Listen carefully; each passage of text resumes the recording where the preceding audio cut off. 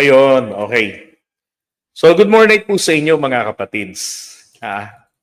So kanina may eksena ho nangyari diyan sa House of Representatives. Ito hong si Kiko. Eh, noong umaga, nalaman niya na may meeting yung mga House leaders. So, kasi 10:30, alas 10 yan tapos 10:30, merong misa. Aba, with his matching coat and tie, ay napasugod sa opisina po ni Martin Romualdez. So, pero wala nang mga gamit dyan eh. So, hinakot na yon kagabi, inilabas na lahat.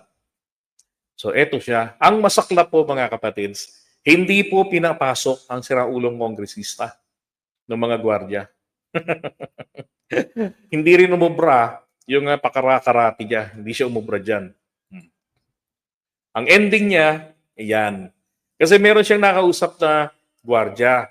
Sinabihan daw siya na hindi ka po pwedeng pumasok dito. Bawal dito ang siraulo. Ay, eto ho. Totoo po ba? Medyo mainit pa yung ulo niya eh. Pero kakausapin ko ulit. Medyo mainit ang ulo. Eh, hindi ka nga nakapasok eh. And hopefully we might be able to get inside and have a personal heart-to-heart talk. Anong paliwanag? Ha? Anong paliwanag? Hindi kasi may... Okay. Hindi, sabi lang ng guard doon na a private meeting, nag-sorry siya sa akin. Sabi niya hindi ako makakapasok sa office ni Romualdez. Kasi dapat doon ka sa national mental. I said, that's fine, you're just doing your job. It's okay, but just please tell Martin Romualdez that... Kung dito lang tingin ko. Yes. Sabi lang kay Martin Romualdez na nabaltaan kung gusto niya akong kausapin last week and I'm open to having a private conversation with him. And I like to congratulate him on his graduation from House Speakership. Pero si incoming speaker, nakakausap niya? Ay, hindi ka pa nakakausap. But I'd like to... Pero nandiyan daw siya sa loob eh. Malay mo ba ako yung incoming speaker? Umaasa pa rin kayo? Well, there's always hope. Kapal talaga ng mukha, Maasa pa rin si Kolokoy eh. Hanggang ma'am. Ano mang expected mangyari mamaya sa plenary? Plenary, well, we have no expectations. But if ever they elect another speaker that is... Kasi posible yung magiging bagong speaker ngayon ay yung pro-admin si Boji D. Deputy Speaker siya ni Romualdez. Ang feeling ko pag siya yung naging speaker, mauulit yung issue na to next year kasi parehas lang sila ni Romualdez. Both under Marcos, walang mangyayari dito. We'll go to the same problems if we elect the same people. Pero hindi kayo in-invite ni incoming speaker Boji D para sa meeting today? Kasi ang daming congressman dito na... Hindi niya ako in-invite pero hopefully pag nakita ko siya sa plenary, we can talk about his future programs and plans. At kung sakaling ma-convince niya ako na mababago niya ang Madali namang kumbinsihin ito eh. Di magmiyaw-miyaw ka lang sa kanya. Di ba? administrasyon at ang House of the People, then maybe I will also support him in the speakership. But if I deem him worse than myself, then I will still vote for myself, even if I'm the only one supporting myself. So ang paka nyo lang dito today, kaya kayo pumunta rin sa office speaker para sana makausap si Gusto Martin. lang mag-hi kay Martin and say, musta? Ang maging insulto pa eh, no? Today, kaya kayo pumunta rin sa office speaker para sana makausap si Gusto Martin. lang mag-hi kay Martin and say, musta? Musta? Congratulations, bye-bye, Croc. Sorry. Congratulations and bye-bye. I hope you enjoy your retirement. Yan ang katangahan ng isang DDS.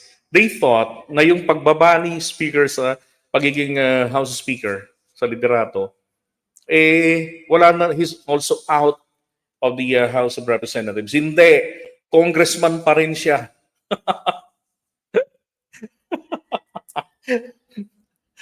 Anyway, naiintindihan ko naman to kasi wala naman itong pinag-aralan pala eh. Kundi produkto lamang siya ng kanilang political dynasty dyan sa Cavite. Kaingutan niya, nakalkal tuloy na wala at natuklasan, wala pala siyang pinag-aralan.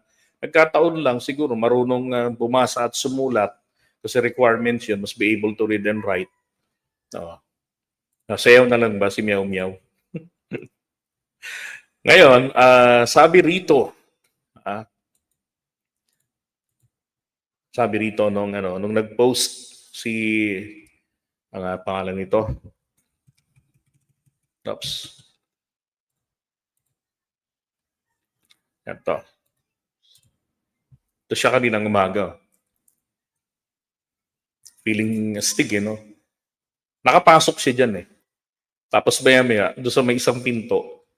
Alam niyo yung mga paintings na yan pala yung nandyan? Mga Fernando Amorsolo yan na mga paintings na ipinalagay dyan ni Speaker Martin. Nakapasok ako dyan dati. Nung nag-cover ako dyan, meron siyang staff na na nanonood sa akin tsaka kay Takero. Dalawa lang raw kami pinanunood kaya gusto niya akong ma-meet.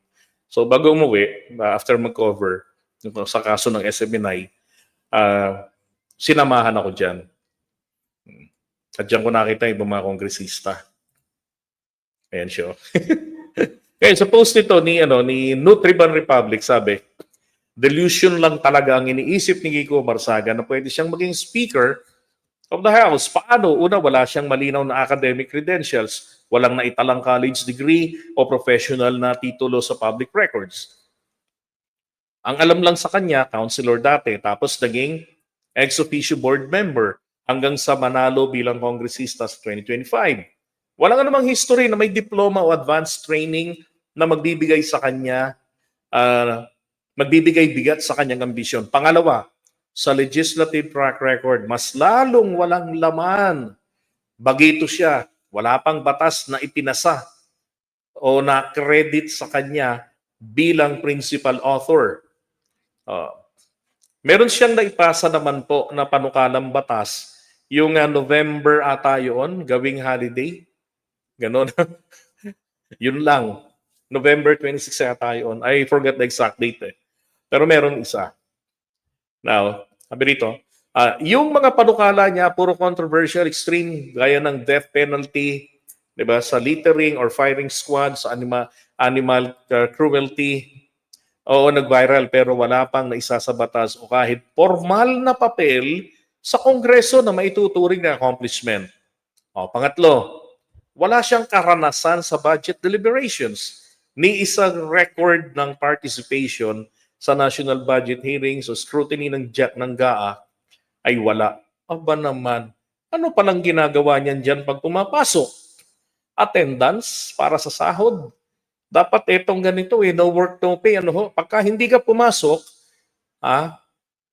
lumabas ka ng maaga, wala kang accomplishment report na nagawa mo yung mga dapat mong inatinan ng mga committee membership mo, wala kang sahod. Dapat ganun no? Unfair. Mo tambay, ikot-ikot lang dyan. Magmiyaw-miyaw lang sa sulok ng opisina. Sasahod na ng mahigit 100,000. Nako, sana nga humials. Diba? Ito pa. Ang exposure niya dati, pang local lang, city council at provincial board. Malayo yun sa bigat ng pambansang budget deliberations kung saan sinusukat ang tunay na kakayanan ng isang mambabatas. Kaya nga lalo pang nakakatawa ang balita ngayong Setyembre 15, bigla siyang sumugod. Kaya nga pinuntahan niya si Sandro.